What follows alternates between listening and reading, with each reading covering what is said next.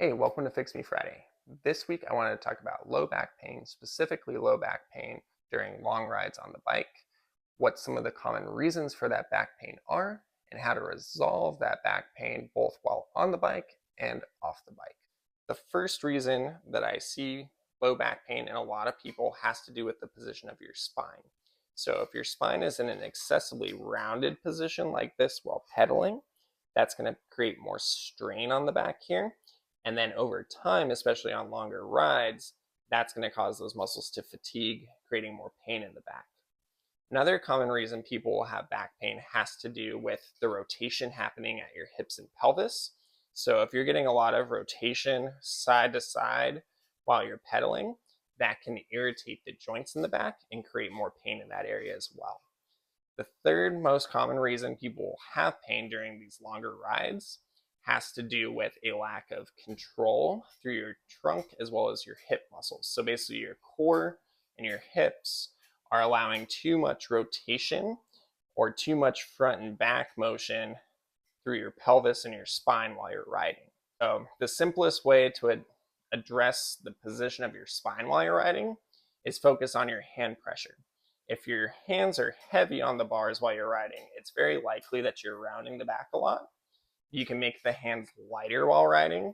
That tends to put you in a more neutral position of your spine, and that can be a simple way to decrease some of the stress on the back there.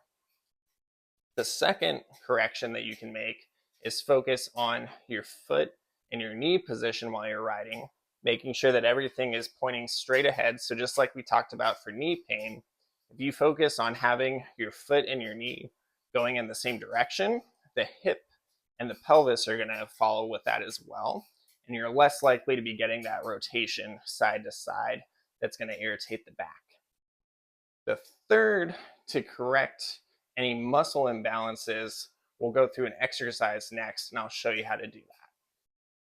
So to correct some of the muscle imbalances that you can get during these longer rides, I like to incorporate a step up while holding a weight on one side.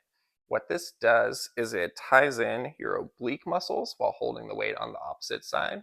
And then it also creates more emphasis on these muscles in your hip as well, so that you're less likely to, one, have that rotation happening at the spine, but then two, not be using these muscles on the side of the core as well as the side of the hip, which a lot of times get underutilized while cycling. So to do this exercise, you're going to start with a weight. The weight's going to be held on the opposite side of the leg that you're going to step up with. You're then going to engage your glute muscles on the leg that's on the step straight up, straightening the leg, and then come back down. I like to do this with a tempo, so I do a 3-second count going up. So 1, 2, 3, and then a 3-second count coming down.